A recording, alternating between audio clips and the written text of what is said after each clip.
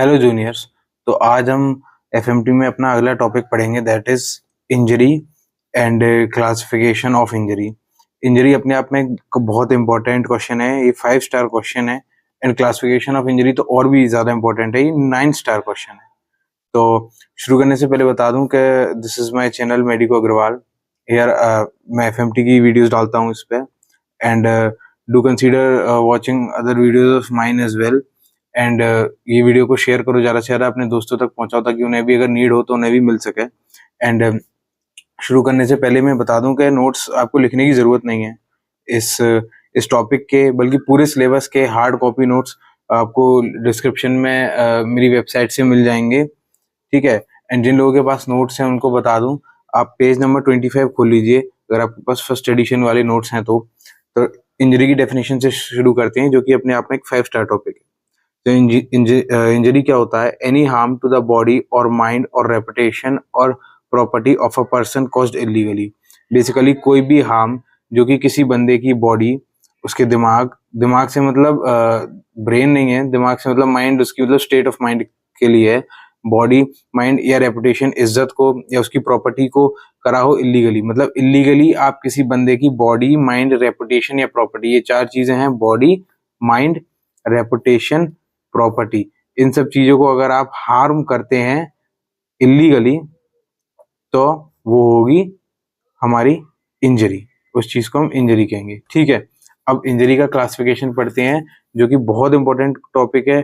9 star question है। 9 star question basically मतलब ये है कि अगर 10-12 बार आपका पेपर होता है तो उसमें से 9 बार ये क्वेश्चन आ चुका है। 9 स्टार टॉपिक बहुत इंपॉर्टेंट टॉपिक है ये। ठीक है। इंजरी में वैसे इंजरी कई टाइप की होती हैं, बट इंजरी में सिर्फ हम क्लासिफिकेशन ऑफ मैकेनिकल इंजरी पढ़ते हैं। और अगर जब भी आपके में क्वेश्चन आता है क्लासिफिकेशन ऑफ इंजरी, तो अब बाय डिफॉल्ट उसमें क्लासिफिकेशन ऑफ मैकेनिकल इंजरी ही लिखना होता है आपको।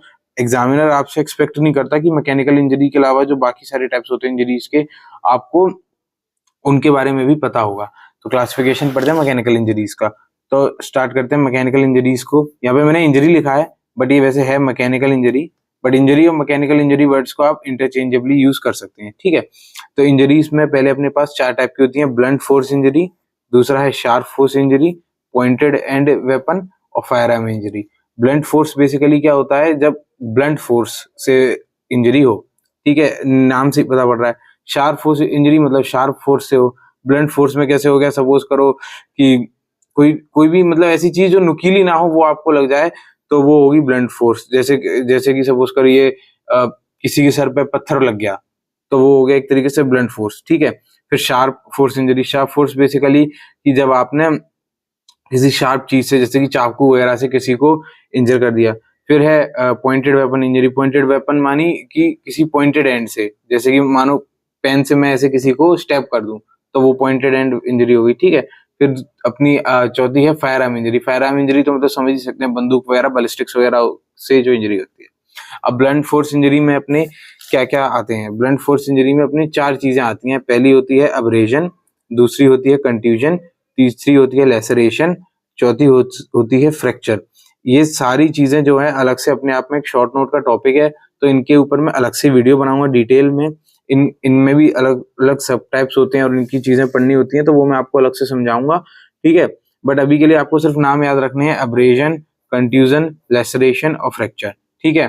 अब शार्प फोर्स इंजरी में क्या आती है अपने पास? 2 चीजें आती है। एक आता है इंसाइज्ड वुंड, एक होता है chop wound. Incised wound basically जैसे जो हम सर्जरी में करते हैं, मानो ये स्किन है तो इसको हमने ऐसे काट दिया, तो ये इंसाइज्ड वुंड है। चॉप वुंड क्या होता है? सपोज की करी ये फिंगर है, इसको मैंने ऐसे काट दिया तो ये यहाँ से 2 टुकड़ों में हो गई, तो दैट इज चॉप वुंड हो गया अपना। ठीक है। अब अपन आते हैं स्टेप वुंड पे। स्टेप वुंड में अपना कोई इसका सब टाइप नहीं है, स्टेप वुंड में स्टेप वुंड ही होता है। स्टेप वुंड बेसिकली क्या होता है? सपोज करिए कि ये किसी बंदे का पेट है, इसमें मैं ऐसे यूं चाकू घुसेड़ दूं यूं, तो वो हो गया स्टेप वुंड, सीधे एकदम। ठीक है। तो वो हो गया स्टेप वुंड। फायर आर्म में तो आप समझ सकते हैं, जो कि गोली वगैरह, इसमें इसके बारे में हम अलग से पढ़ेंगे डिटेल में, क्योंकि अपने आप में इसमें काफी सारे सब टॉपिक्स हैं, उनके लिए अलग वीडियो बनाऊंगा मैं। ठीक है। बाकी क्लासिफिकेशन में आपको ये चार्ट ही बनाना है, इससे ज्यादा कुछ नहीं चाहिए आपको।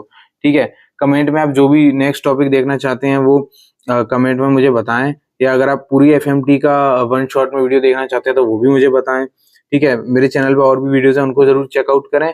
एंड अपने फ्रेंड्स को शेयर करें एंड नोट्स के लिए मेरी वेबसाइट पे जाएं जो कि मैंने डिस्क्रिप्शन में दी हुई है। और मेरा इंस्टाग्राम हैंडल है medico.agrawal।